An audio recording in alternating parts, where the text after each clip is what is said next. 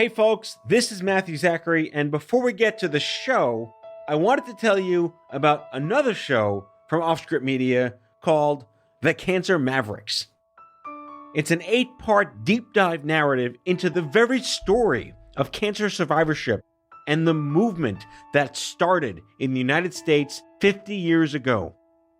This is not a podcast about the disease of cancer, it's a podcast about the people who made it better for all of us. Please search for The Cancer Mavericks wherever you listen to your podcasts and follow so you don't miss an episode. Thank you.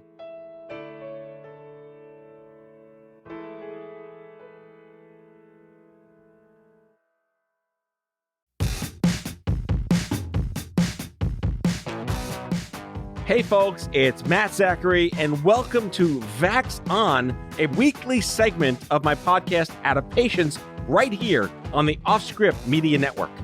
Hey, I'm Allura Nanos. I'm a lawyer, a journalist, a mom of a teenage narcoleptic, and a professional big mouth. Lou and I go back 30 years as best friends, and we're here to have fun and bring you a layperson's guide to what the hell just happened this week in healthcare as America gets its vax on and shows COVID the door. Matt gets me. He knows I'm tired, annoyed, and sometimes pushed to the brink by the intense chaos of our lives right now. We're here together to learn, complain, and include you in the conversation. So join us on Twitter at VaxOnPod and share your stories and grievances using the hashtag VaxOn. Conspiracy theorists and haters shall be neutralized on sight. All right, Matt, let's get at it. Matt, happy Vax On Day. Hello, Allura. Happy Vax On Day to you as well. I'm very happy to be talking to you. What's going on in your life this week? We got a dog. Oh, that's right. You got the cutest dog ever. So we have decided it is not a pandemic puppy because the pandemic, at least in our minds, is over. And the earth is perfectly back to normal. There's nothing wrong. We could stop the show right now. And you definitely feel like things are starting to get back to normal. So we should definitely introduce a puppy to come and like fuck up everything about our lives. Yeah, like just the moment things were getting normal again, let's fuck it up. But your kids must be so happy. They're very happy. Exceedingly happy. And my wife is happy. You know, this is kind of like people got puppies during the pandemic for like mental health therapy because they were bored as fuck and needed something to do. We have plenty to do, but now we wanted to add a puppy to the mix and the kids are happy. Okay. So get back to me when the puppy starts eating up your shoes and stuff. Oh, dead already. Day one, like the rug is gone. Puppies give me stress, I have to tell you. Well, it's nothing against dogs. It's just that I look at them and I'm like, oh, that's a lot of work. Well, we had a dog growing up, but when I was born, he was 5. So like You had a dog growing up? Yeah. He died. We put him to sleep when I was 13, but he was like 18 right before years you old. met me. Yeah, before I met you, like in 7th grade, we put him to sleep because he was like 18 years old and had everything. Literally, you name the thing a dog can get, he had it. And then we just had to put him down because of, empathy and all that. But he was a great dog. He was a mix of like 75 different, it was a mutt and he was like 9 dogs in one. So he was great. But I didn't raise him as a puppy. He was, by the time I knew what dogs were, he was already 10. Right. See, I only remember you having a piano, not so much a dog. The piano replaced the dog. Yeah. The dog. And also doesn't mess up your shoes. No, it doesn't. The piano came in like 87, but the dog went down in 87. So yeah, I guess one might argue. It seems like an even exchange. Fair enough. Less shit. More pedals. More know. pedals, right? I don't know. Anyway. On that note, how you doing? So I'm doing great. It's so funny. I have to tell you that my little check-in story ended up becoming our first segment. So I don't, my kids are back in school. Everybody's kids are back in school. And, it went very quickly from, oh, I'm so grateful that my kids are back in school. And it brings me such joy that they're back in school in person, to I fucking hate packing lunches. Like it literally was like one day. And I have to tell you, like this will forever be the mystery of my life. I love my children. I love cooking. I generally love preparing food. I hate making school lunches. I don't understand why. Do you make them day of or night before or for the week? No, I make them day of. Um, and I make terrible school lunches. So, I could cook like an animal. I just went camping this weekend and I made like a full 3-course meal on a cast iron pan over the fire on the campsite. And, but ask me to make a school lunch and I would like rather die. Wait, were you chewing like Sasquatch tobacco while cooking over the campfire? No, I was not, but I was really, so, our friend Karen, I went camping with her. Karen's been on Vaxon before. And we took the kids camping and we had just the most lovely time. And we made toast on the fire and we did marshmallows and just the whole 9 yards. And, camping's uncomfortable, but we loved it. Well, good for you. And by we, I mean, like my kids loved it and we tolerated it. Oh, God. No, it's nice though, because when you're the thing about camping that makes it fun is that you're so focused on just existing because it's so much trouble to just exist that you really can't focus on anything else or be engrossed by anything else or be interrupted by anything else because like you're too busy trying to figure out like how to get water that you can drink. So it sort of makes you focus on survival instead of all of the things that aggravate you. And I find that helpful. So I would imagine the one thing that will not be mentioned while you're on a camping trip is the one thing that will be mentioned in this opening segment, that being Lunchables. Yes. So, how since the pandemic, like since it's been resolving, we've noticed that there's all these shortages of things because of supply chain. Oh, it's crazy. Yeah. Like it's crazy. We talked about like you can't buy a used car. They're all gone. Right. You can't buy a car or a new car or anything. Yeah, they can't buy shrimp. Shrimp's gone. Really? I had shrimp yesterday. You can't buy shrimp? You're the lucky one. Did I buy fake you shrimp? You bought the last shrimp. You bought fake shrimp. You bought crab meat shrimp. Really? You can't buy shrimp? I didn't know that. There's a massive What do they seafood... have to do with the pandemic? No, it's just shipping. It's shipping. So let me tell you. I don't know if you know this, but this is like confession time at Vaxon. So I pretty much no longer go to the grocery store. I do the privileged suburban thing and I pay some nice person to go do Instacart and bring me my groceries to my doorstep. Okay. And I feel sufficiently guilty about it, but that's what I do. And for the past like 10 grocery trips that I've asked people to do, that I've ordered online, I order Lunchables for my daughter because she's a fussy eater and this is what she likes. And I know that it's terrible. But it is what it is. Wait, Lunchables, not a sponsor. Lunchables, by the way, are absolutely disgusting from what I can tell, but she loves them. So whatever. Come on. Anything with the words cheese product in it has got to be good for you. It's so bad. It's so bad. So she loves this. The pizza ones, which are to me the most vile because it's like cold quasi tomato sauce and some kind of pizza approximation thing. It's gross, but she loves them. So I order them on my Instacart order and the driver keeps showing up sans Lunchables. And I'm like, why couldn't they find them? Like, I don't understand. So I tried different times a day. I thought maybe ShopRite or wherever didn't get their delivery. And then it turns out that there's a national Lunchable shortage. It's all that cheese product demand. So I assumed that the reason for the Lunchable shortage was some other COVID-related supply chain issue, that there was a shortage of fake pepperoni or some such nonsense and whatever. I was like, I don't want to know. I'm sure this has something to do with the chip shortage, like whatever. Are you ready for what the real reason for the Lunchable shortage is? Oh God, please go ahead. I'm not sure you're ready for this. All right. I looked it up. 2 million more households bought Lunchables in the second quarter of 2021 than in all of 2019. Wait. So that many more moms said, fuck it, we're going Lunchables? Yes. Or dads. Yeah.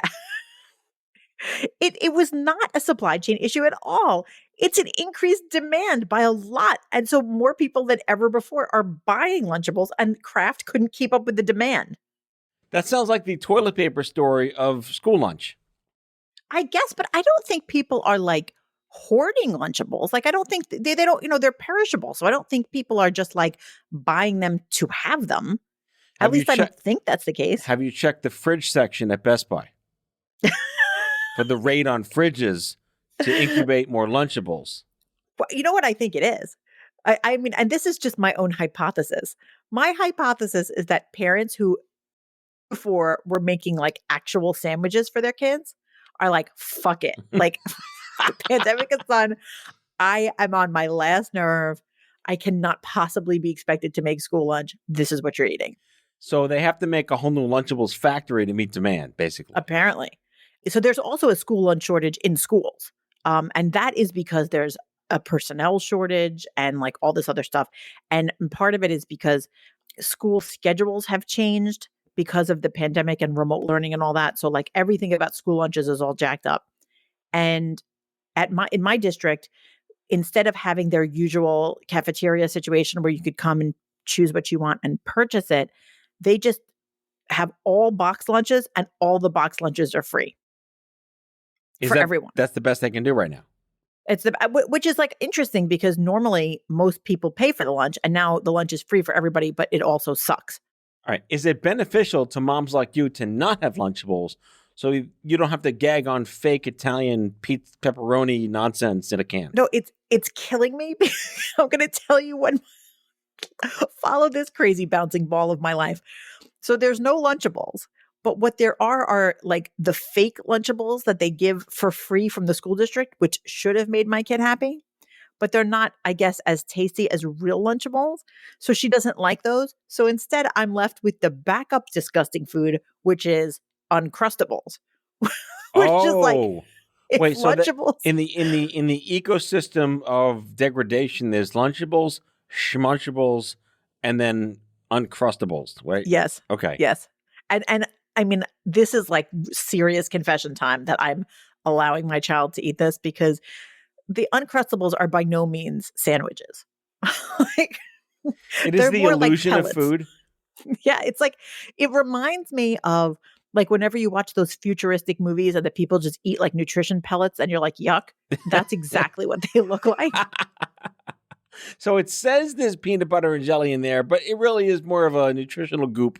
Yeah. I don't know what it is, but like, so that's where we are right now. And every day I'm like, how about like a turkey sandwich? And my daughter's like, forget that. I'm not eating that. And I'm also not eating the free one. You have to buy the Lunchables that aren't going to be on the shelves. So like every day we'd play like the Lunchable lottery that I order them. And then I just like cross my fingers and wait to see if they show up. Where do pizza rolls fall in this line of succession? What are pizza rolls? What? All right. Goodbye, folks. Laura and I are no longer friends. I don't know what pizza rolls are. All right. That's going to be a whole other episode educating you on my life in the land of pizza rolls in the 1980s, which have never gone away. Tostinos for the win. Oh, Tostino. Yes, I know those things. Yeah. Now you know them. They've only said pizza rolls on the outside of the package for 30 years. I wasn't allowed to eat frozen food when I was growing up. In your freezer section. Not a sponsor. Anyway. Okay. All right. So we have our food hierarchy of supply chain shortage shitness. Yeah. Okay. So that's my big story. And yet, there clearly has not been a run on Uncrustables. It's so funny to me that like all of a sudden millions more people are like, you know what we need? This horrendous approximation of lunch. So all hail cheese product. All right. Moving on.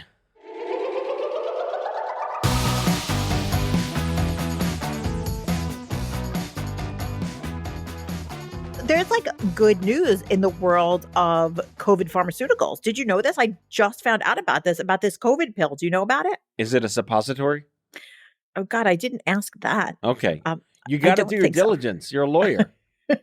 No, so Merck is making a pill to treat COVID. And you know, it's interesting. We put so much effort and time and mental energy into vaccines that it's almost like there's been very little conversation about what to do to treat COVID. And like, hey, there are antiviral drugs out there, and Merck is coming up with a pill that's an antiviral aimed at COVID. What Merck is saying is happening is that early results showed that patients who got this drug cut their COVID symptoms in half within 5 days. So that's is this something you get if you're in the hospital, or something you can take once your symptoms start? I think it's something you can take once your symptoms start. So like kind of like they're like Tamiflu. Like it's like that. Like where Right, you go, right. you test positive, and then you immediately take it. And usually with antivirals, it's like the earlier you take it, the better it works. I know that that's the situation with the shingles vaccine, the shingles like antiviral pills. Oh, yeah. I'm reading here that they only tested it in unvaccinated people. Yes, Okay. which is interesting. I guess that makes sense because if they were giving it to vaccinated people, it might be difficult to tell if it was the vaccine that was shortening the symptoms or if it was the pill. Right. But it cut hospitalization rates in half for Yeah. those who needed to go to the hospital, which is good. Yeah. This medication is called, let me see if I can say it, Molnupiravir. That's a really awkward name. That's like 8 syllables. Dear Pharma. Who's naming this shit? Like, I guess that's not the, that's not the what is it called? Molnupiravir. That's not the name that like No, it's going to be called it's gonna like be in the Gajungabach or something on the it's going to be commercials. called like Kovacs or something. Yeah, right? Kovacs. I like Gajungabach. I can't even say it. Try Gajungabach. It may kill you, but it works. I love when they name the medications. Do you ever notice that they use a lot of X's and Z's in medication names, like far more than would normally appear in the English language? Yes. I don't know who decided, like, throw a Z in there. That makes it sound like Or it's mess medical. with the Z, like Zeljans. Again, not a sponsor. How the fuck do you spell Zeljans? That's a lot of Z's. It's a lot of J's and Z's, yeah. But it's kind of like use all those sounds that don't appear as much in English, and like somebody will believe that it sounds medical. Yes. Like call it jujubism. Put the joie in there somewhere. It'll roll off the tongue on the TV commercials. So funny. And then so like I'm like imagining that soon we're going to be living in the land of some lady with white hair dancing through a field of poppies while she takes her Zujamax and doesn't have COVID anymore. Zujamax. Not for use with people that are taking Zujamax. May cause. Anyway, but like that's good news though, right? Zujamax-itis. But I mean, it's funny, like we're thinking so much about the vaccines. It kind of, I completely forgot to pay attention to, all right, well, what happens if you get it? I mean, certainly if they got a pill that made COVID not a big issue, then it wouldn't be as big of an issue anymore. So that's helpful, right? This opens up a Pandora's box that we could probably talk about next week and the following weeks about how this will be the excuse anti-vaxxers use to not get vaccinated. Oh, I won't die now, likely. I'll just take the Zujamax. Meanwhile, you're going to kill someone else, which defeats the whole purpose of getting vaccinated. Right, like get vaccinated, but then have this as a backup. And by the way, I thought this would be a perfect time for our Sir Moment, because wait till you hear what the doctors have to say about this. Oh, are you ready? So wait, doctors are aware of the Merck pill? Kidding. I hope they'd be aware of the Merck pill. Not a suppository. Apparently. I mean, I did not ask them exactly where you put the pill. I feel like, but like, can you imagine, will pull them 1.3 million doctors. Do you know where you put the? Like, I feel like it's almost like an odd. If it were a suppository, it'd be an ironic punishment for the anti-vaxxers. We can save your life, but it goes in a different hole.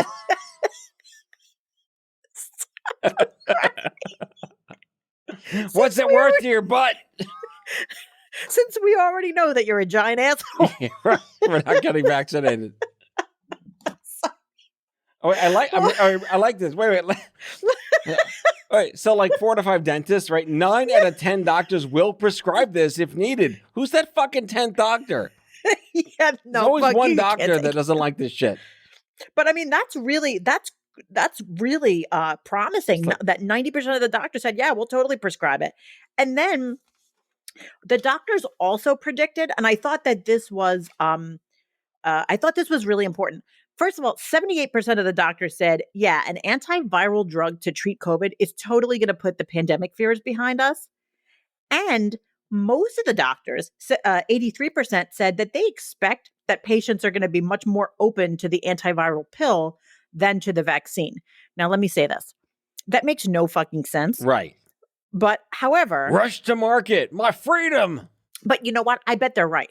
I bet they're correct. And I think that doctors probably are, of everybody in the right position to predict how their patients are likely to react. And I bet you they're right, that people will be far less hesitant about the pill to treat COVID than they were about the vaccine. Meanwhile, they've been converted by mortality's sake. And they're like, all right, I'll take the pill now. A suppository? Fine. Stick it anywhere you want. Save my life. I mean, and part of it is, of course, once somebody has an illness, it changes their whole mindset and their emotions behind it. And they probably are scared more so than they might have been when they were healthy and just trying to prevent it. It's kind of like if you were being faced with the choice to take a medication to prevent an illness, you might choose not to do that. But if you already have the illness, well, then it's like, well, now I have to do something and I can't just look the other way and hope that I'll be fine. Right. But I mean, I think that although vaccination is still the front line of defense against COVID, it's great to know that it looks like there's going to be, an effective antiviral so that if someone gets it, it becomes, not the nightmare that maybe it is right now. I think that's so hopeful and, good for Merck, and looking forward to seeing what happens with this drug. Yeah, my big takeaway from this is if it keeps people out of the hospital a little more, it actually lets cancer patients get their fucking treatment. Right. Because that's a really important point that, we've been looking at COVID, or at least most of us are looking at COVID in this vacuum when, about who gets it and what happens to them and what the survival rate and what the symptoms are. But, there's the whole other domino effect that if you have all the hospital beds and all the medical personnel taken up with handling COVID patients, there's all those other patients that need medical care for non-COVID reasons that need those beds, need that medical attention. And it's really important to stay the fuck out of the hospital. All right, on that note, here are some ads. We'll be right back.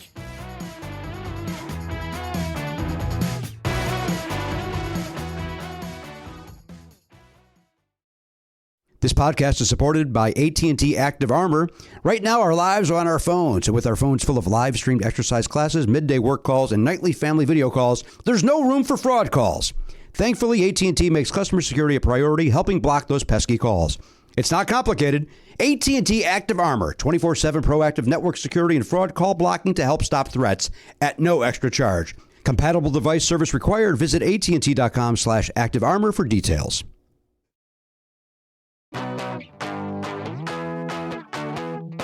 And we're back. So, Matt, where are you on Planet Booster?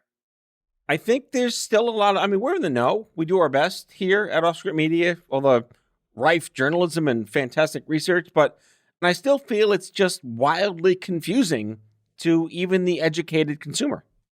Yeah. So are you a Pfizer person or a Moderna person? I am a Moderna person. Oh, so you're in the same boat as I am, which is that we cannot even get boosters yet. Not yet, no. Because, but that's the confusion, right? Can I get the Pfizer booster if I have Moderna?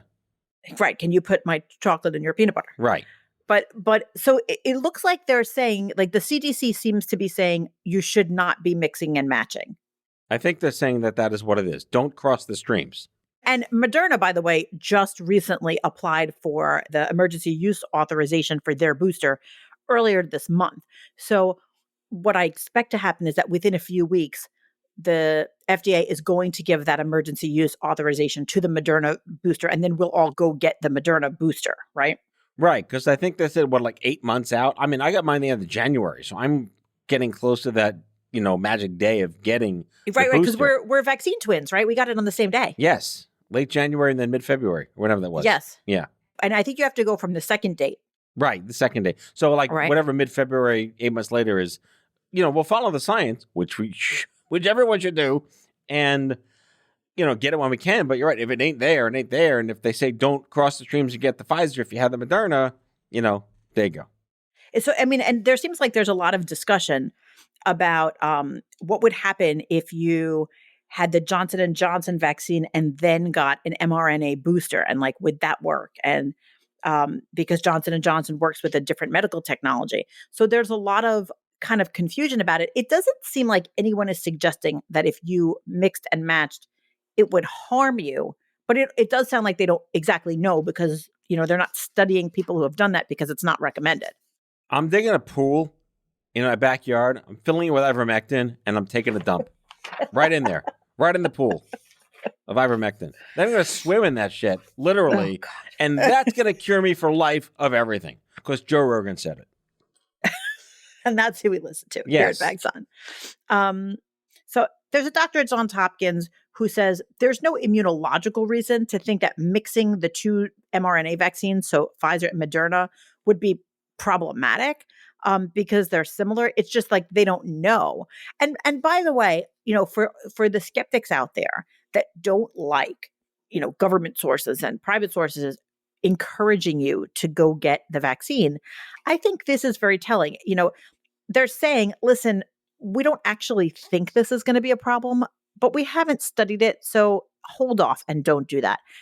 You're seeing carefulness in action. It's the same thing I think that we saw when those few people with the blood clot symptoms were announced, which is like they put things on hold because it seems to me like everyone is trying to be as cautious as is reasonable, through this whole vaccine project. But that's the point of science. Science is never fact. Science is assumption based on observation in the moment. Science is a moving target, so they do what they can with the data they have. And I think that's the disconnect with most people is like science isn't, this is fact for life, this is fact for now. Right. Even in the world of science, there are people who are more cautious and less cautious and more risk averse and less risk averse. But I think it's important to know, look, the professionals that are involved in the vaccine world, it sounds to me they're being pretty cautious because they could have said, look, there's no reason why mixing and matching would hurt you. So just go get the booster as soon as you can. But they're not saying that. They're saying there's no reason it would hurt you, but we haven't studied it. So don't do that for now. So I'm like, all right, they're going to do the one that they did study. That makes sense to me. So I hope everybody who is eligible and recommended to get the booster, I hope everybody does it. Agreed. I mean, I know it's annoying to go get another fucking shot, but, whatever. Worth it. Worth it if I can keep going to a friggin', concert hall and stuff. Guns N' Roses. I've got shows to see. I've got things to do. So one quick shout out before we close out the show. Southwest Airlines following suit as the next major airline to mandate all employees get vaccinated. Very nice. But I will point out, and this is pseudo-anecdotal, I read it maybe last week, of the United Airlines employees, they're at 98% now. They only had to let go 100 people.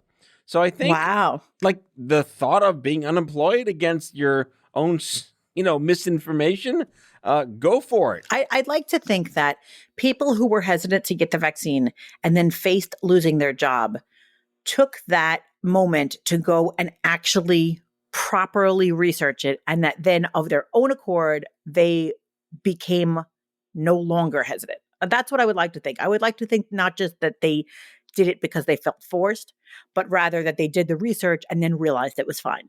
So I'm deciding that that's what happened. Okay, proactively coerced in all the best ways. I mean, maybe. But I mean, Southwest, good job. Maybe someday Southwest will be on friggin' Travelocity and Expedia. Right. Until then, we just know that we're safe. Southwest, not a sponsor. Cheese product, yes, a sponsor. On that note, everyone, enjoy your Lunchables this week. Have no guilt about it. Drink that cold, gross, congealed fake tomato sauce on that weird, slimy cracker and call it lunch. Lunchables, not a sponsor. See you next week, folks. Bye, everybody. That's all for today, folks. If you like today's show, the conversation continues on Twitter at VaxonPod. That's VAXON Pod. Be sure to subscribe, leave a review, and tell all your friends to listen. Vaxon is a product of Offscript Media. Our executive producers are Matthew Zachary and Alora Nanos. Our senior producers are Brianna Seeley and Andrew McDowell. It is mixed and edited by Brianna Seeley. Our theme music is by Chair Model. For advertising and media inquiries, email media@offscript.com. Hit us up at contact@offscript.com to share comments, feedback, and make recommendations. For more information, visit offscript.com.